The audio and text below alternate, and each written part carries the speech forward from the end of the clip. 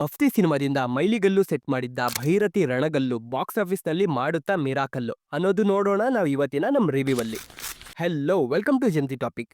ಮೊದಲನೇದಾಗಿ ಒಂದು ವಿಚಾರ ಹೇಳ್ತೀನಿ, ನೀವು ಅದನ್ನ ನಂಬೋದಾದ್ರೆ ನಂಬಿ, ಬಿಡೋದಾದ್ರೆ ಬಿಡಿ. ಏನಪ್ಪಾ ಅಂದ್ರೆ, ಲಾಂಗು ಲುಂಗಿ ಇವೆರಡು ಮ್ಯಾಚ್ ಆಗೋದು ನಮ್ಮ ಶಿವಣ್ಣನಿಗೆ ಮಾತ್ರ. ನಿಮ್ಗೆಲ್ಲ ಅದು ಗೊತ್ತೇ ಇದೆ. ಓಂ ಸಿನಿಮಾದಿಂದ ಭೈರತಿ ರಣಗಲ್ ತನಕನೂ ಅದನ್ನ ಮಾತ್ರ ಯಾರ ಕೈಯಿಂದನೂ ಬೀಟ್ ಮಾಡೋಕೆ ಸಾಧ್ಯನೇ ಇಲ್ಲ ಅಲ್ವಾ. ಜನರಲ್ಲಿ ತುಂಬಾ ನಿರೀಕ್ಷೆ ಮೂಡಿಸಿದ್ದ ಈ ಸಿನಿಮಾದ ಬಗ್ಗೆ ವಿಮರ್ಶೆ ಮಾಡೋಣ ಬನ್ನಿ. ರಾಕ್ಷಸನು ಇವನೇ, ರಕ್ಷಕನೂ ಇವನೇ. ರಕ್ಷಕನ ರೂಪದಲ್ಲಿದ್ದವನು ಹೇಗೆ ರಾಕ್ಷಸನಾದ ಅನ್ನೋದೇ ಭೈರತಿ ರಣಗಲ್ ಸಿನಿಮಾದ ಮೇನ್ ಪ್ಲಾಟ್. ಹೌದು, ಒಬ್ಬ ಸಣ್ಣ ಹುಡುಗ ಅವನ ಊರಿನಲ್ಲಿ ಅವನ ಕಣ್ಣು ಮುಂದೆ ಆಗುತ್ತಿದ್ದ ಅನ್ಯಾಯನ ನೋಡಿ ಒಂದು ದೊಡ್ಡ ಸಾಹಸಕ್ಕೆ ಕೈ ಹಾಕ್ತಾನೆ. ಆ ಸೀನ್ ನೀವು ನೋಡ್ತಾ ಇದ್ರೆ ನಿಮ್ಗೆಲ್ಲ ಗೂಸ್ ಬಂಪ್ಸ್ ಬರೋದೊಂದು ಗ್ಯಾರಂಟಿ. ಸಿನಿಮಾದಲ್ಲಿ ನನಗೆ ಪರ್ಸನಲ್ ಆಗಿ ಇಷ್ಟವಾದಂಥ ಸೀನ್ ಯಾವ್ದಪ್ಪ ಅಂದ್ರೆ, ಸ್ಪಾಯ್ಲರ್ ಆಗ್ಬೋದು, ಕೇಳೋದ್ರ ಇದ್ರೆ ಕೇಳಿ. ನ್ಯಾಯ ದೇವತೆ ಕೈಲಿರೋ ತಕ್ಕಡಿಯಲ್ಲಿ ಒಂದು ಕಡೆ ನ್ಯಾಯ ಆದ್ರೆ ಇನ್ನೊಂದು ಕಡೆ ಅನ್ಯಾಯ.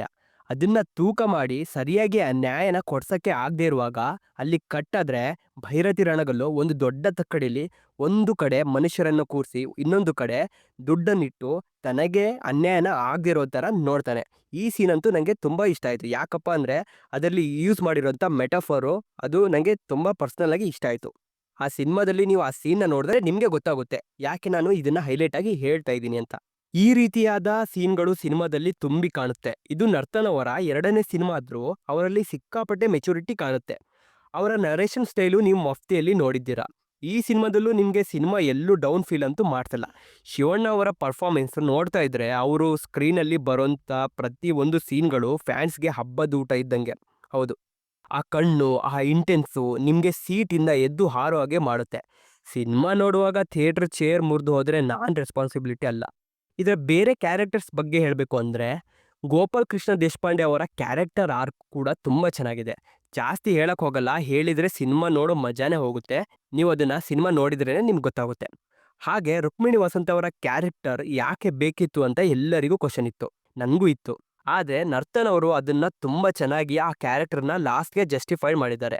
ಆ ಕ್ಯಾರೆಕ್ಟರ್ಗೆ ಒಂದು ಪರ್ಫೆಕ್ಟ್ ಎಂಡ್ ಕೊಟ್ಟರು ವಿತ್ ಲಾಜಿಕಲ್ ಅಂತ ನನಗೆ ಪರ್ಸ್ನಲ್ ಆಗಿ ಅನಿಸ್ತು. ನಿಮಗೇನಂತ ಅನಿಸ್ತು ಅದನ್ನು ಕಮೆಂಟ್ ಬಾಕ್ಸಲ್ಲಿ ನನಗೆ ತಿಳಿಸಿ. ಈ ಸಿನಿಮಾದಲ್ಲಿ ನರ್ತನ್ ಅವರು ಪ್ರತಿಯೊಂದು ಕ್ಯಾರೆಕ್ಟರ್ಸಲ್ಲಿ ಒಂದು ಎಮೋಷನ್ಸ್ನ ಇಟ್ಟಿದ್ದಾರೆ. ನೀವು ಮಫ್ತಿಯಲ್ಲಿ ನೋಡಿರೋ ಥರ ಶಿವಣ್ಣ ಹಾಗೂ ಅವರ ತಂಗಿ ಕ್ಯಾರೆಕ್ಟರ್ಸ್ ಮಧ್ಯೆ ಒಂದು ಎಮೋಷನ್ಸ್ ಬಾಂಡಿಂಗ್ನ ಇಟ್ಟಿರ್ತಾರೆ. ಆ ಎಮೋಷನ್ ಬಾಂಡು ಈ ಸಿನಿಮಾದಲ್ಲೂ ನೀವು ನೋಡ್ಬೋದು. ಇದರ ಟೆಕ್ನಿಕಲ್ ಡಿಪಾರ್ಟ್ಮೆಂಟ್ ಬಗ್ಗೆ ಮಾತಾಡಬೇಕು ಅಂದರೆ, ಸಿನಿಮಾಟೋಗ್ರಫಿ ಮಾಡಿದಂಥ ನವೀನ್ ಕುಮಾರ್ ಅವರೇ ಮಫ್ತಿ ಸಿನಿಮಾದಲ್ಲೂ ಮಾಡಿದರು. ಒಂದೊಂದು ಫ್ರೇಮಿಂಗ್ ಕೂಡ ಅವರ ಸ್ಟೈಲಲ್ಲಿ ಜಸ್ಟಿಫೈಡ್ ಮಾಡಿದ್ದಾರೆ. ಸ್ಪೆಷಲಿ ಇಂಟರ್ವಲ್ ಟೈಮಲ್ಲಿ ಬರೋಂಥ ಬೋರ್ಡ್ ಸಜೆಷನ್ಗೆ ಇಟ್ಟಿದಂಥ ಶಾಟ್ ಎಲ್ಲವೂ ಅದ್ಭುತವಾಗಿ ಇತ್ತು. ಅದಂತೂ ನನಗೆ ಪರ್ಸನಲ್ ಆಗಿ ತುಂಬ ಇಷ್ಟ ಆಯಿತು. ಅದು ಒಂದು ರೆಫರೆನ್ಸಾಗೂ ಇತ್ತು. ಹಾಗೆ ಇದರ ಮ್ಯೂಸಿಕ್, ಮಾರ್ಟಿನ್ ಸಿನಿಮಾ ನೋಡಿ ರವಿ ಬಸ್ರೂರ್ ಅವ್ರನ್ನ ಎಲ್ಲರೂ ಬೈದಾಡ್ಕೊಂಡಿದ್ರು. ಆದರೆ ಒಬ್ಬ ಮ್ಯೂಸಿಕ್ ಡೈರೆಕ್ಟರ್ನ ಯೂಸ್ ಮಾಡೋ ಟ್ಯಾಲೆಂಟು ಒಬ್ಬ ಡೈರೆಕ್ಟರಲ್ಲಿ ಇರುತ್ತೆ. ಅದನ್ನು ಇಲ್ಲಿ ನರ್ತನ್ ಅವರು ನಮಗೆ ಪ್ರೂವ್ ಮಾಡಿದ್ದಾರೆ. ಹಾಗೆ ಪ್ರತಿ ಡಿಪಾರ್ಟ್ಮೆಂಟು ತುಂಬ ಸಖತ್ತಾಗಿ ಈ ಸಿನಿಮಾದಲ್ಲಿ ವರ್ಕ್ ಮಾಡಿ ಸಿನಿಮಾ ಈಸ್ ಎ ಕೊಲ್ಯಾಬ್ರೇಟಿವ್ ಆರ್ಟ್ ಅನ್ನೋದು ಪ್ರೂವ್ ಮಾಡಿದ್ದಾರೆ. ಫೈನಲ್ ಆಗಿ ಹೇಳಬೇಕು ಅಂದರೆ, don't miss this in theatres. ಹೌದು, ಒಂದು ಒಳ್ಳೆ ಎಕ್ಸ್ಪೀರಿಯನ್ಸ್ ಮಾಡಬೇಕು ಅಂದರೆ ನೀವು ಶಿವಣ್ಣನ ಸಿನಿಮಾ ಅದು ಮಫ್ತಿ ನೀವು ಥಿಯೇಟ್ರಲ್ಲಿ ನೋಡೋದು ಮಿಸ್ ಮಾಡ್ಕೊಂಡಿದ್ರೆ ಈ ಸಿನಿಮಾ ನೀವು ಡೈರೆಕ್ಟಾಗಿ ಹೋಗಿ ಥಿಯೇಟರ್ಸಲ್ಲಿ ನೋಡಿ.